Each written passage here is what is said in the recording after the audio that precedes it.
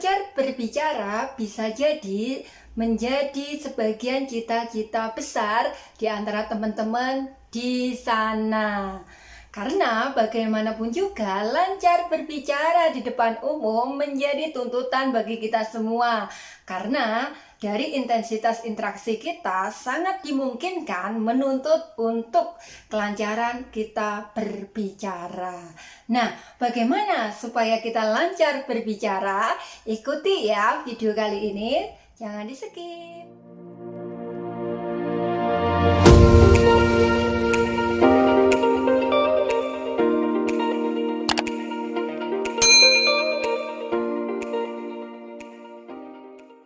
Assalamualaikum warahmatullahi wabarakatuh.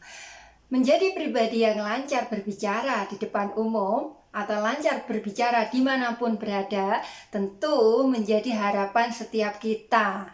Nah, rupa-rupanya tak menutup di antara kita, ada sebagian di antara kita tidak percaya diri bagaimana cara supaya kita lancar berbicara. Langsung saja ya teman-teman, pada kesempatan kali ini saya ingin berbagi tips tentang pengalaman saya bagaimana supaya lancar berbicara. Yang pertama, teguhkan niat dan tekad. Nah, artinya teguhkan niat dan tekad, saya yakin teman-teman di luar sana pingin lancar berbicara itu punya tujuan atau punya motivasi sendiri. Bisa jadi kan ingin jadi presenter, mungkin begitu. Atau mungkin bisa jadi ingin jadi reporter, bisa jadi ingin jadi MC, atau bisa jadi ingin menjadi seorang YouTuber. Karena profesi-profesi atau pekerjaan-pekerjaan yang saya sebutkan di atas tadi itu mau tidak mau menuntut kita harus lancar berbicara tanpa kecuali tadi yang saya sebutkan terakhir yaitu seorang YouTuber. Nah, melalui peneguhan niat dan tekad, teman-teman harus mempunyai afirmasi positif dalam diri ini. Misalnya afirmasi positif itu apa? Saya bisa, saya yakin bisa, saya harus bisa. Nah, seperti itu. Itu pun dulu saya lakukan.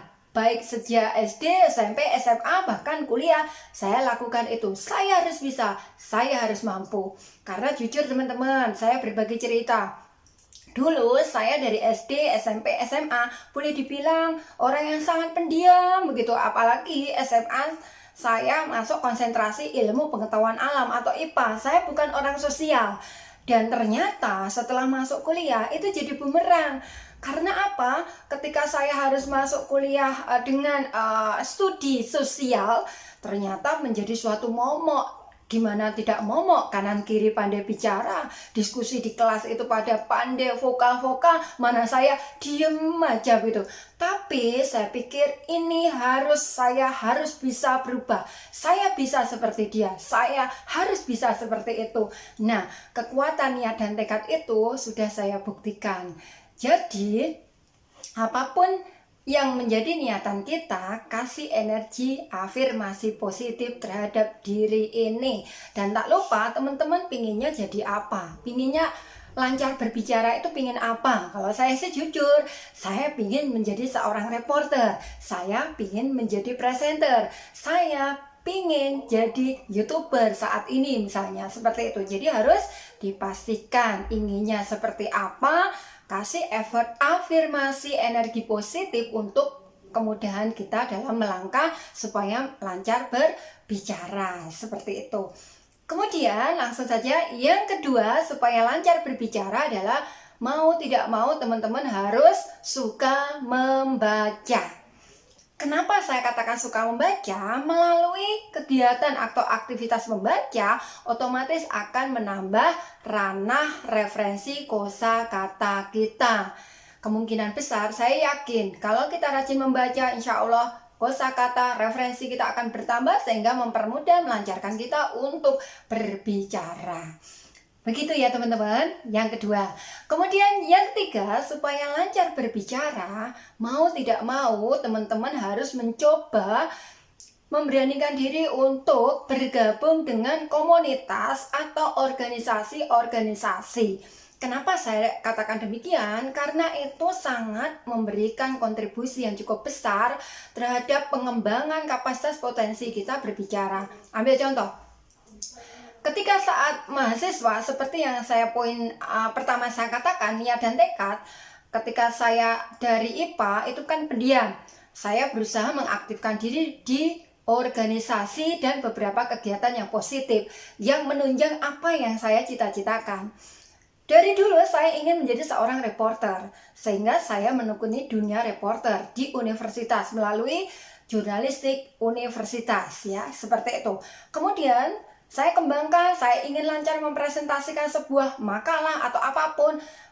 Kemudian saya mengaktifkan diri menjadi penyiar radio kampus. Nah, saya pikir reporter dan dunia kepenyiaran merupakan dua hal yang berbeda tetapi saling berkesinambungan. Persoalannya adalah bagaimana kalau teman-teman tidak aktif di dunia reporter atau dunia jurnalistik dan dunia kepenyiaran. Apakah bisa lancar berbicara? Bisa. Nanti langsung poin keempat. Apa itu supaya lancar berbicara? Langsung ini bisa dipraktekkan oleh teman-teman. Misalnya ambil contoh yang keempat ini langsung saja bisa latihan. Kemungkinan besar 1 minggu teman-teman akan lancar berbicara. Manakala belum lancar berbicara, langsung bisa dikomunikasikan dengan saya. Ambil contoh, tiap hari temukan satu kata, kemudian kembangkan menjadi satu paragraf atau minimal 3 kalimat dalam satu paragraf. Misalnya, dalam sehari yang dekat-dekat dengan kita, satu kata kembangkan menjadi satu paragraf, satu kata. Misalnya HP. HP merupakan sarana komunikasi. Selain sarana komunikasi, HP bisa kita gunakan untuk kegiatan yang sifatnya memasarkan suatu produk. Sehingga HP posisinya bisa meraup rupiah. HP juga bisa kita gunakan untuk ngevlog atau kegiatan-kegiatan produktivitas lainnya yang sekiranya bisa menghasilkan karya-karya kita, misalnya itu HP misalnya. Kemudian kita ambil contoh satu kata lagi, kucing. Kucing itu binatang yang sangat lucu. Manakala dia bersuara, kucing itu sangat menambah kegemasannya. Hadirnya kucing sangat menghibur kita sekeluarga. Kucing merupakan binatang yang sangat layak kita sayangi. Misalnya seperti itu. Kemudian apalagi ya, misalnya kita lampu misalnya. Lampu merupakan salah satu sarana penerangan. Hadirnya lampu, semua yang kita lihat menjadi terang benderang. Hadirnya lampu mengurangi rasa ketakutan dan kecemasan kita. Hadirnya lampu menambah keindahan, tergantung lampu yang kita pilih warnanya apa, kuning atau warna natural atau warna merah dan lain sebagainya. Sehingga kelap-kelip lampu menambah pesona keindahan di tengah malam dalam ruangan kita. Misalnya seperti itu. Apalagi ya misalnya kata pisang. Pisang merupakan buah yang mengandung kandungan vitamin C. Hadirnya pisang memberikan nutrisi tersendiri buat kesegaran tubuh kita. Macam-macam pisang itu ada pisang raja, ada pisang pisang raja, pisang hijau, pisang lain-lain. Ada yang rasanya manis, ada yang rasanya original.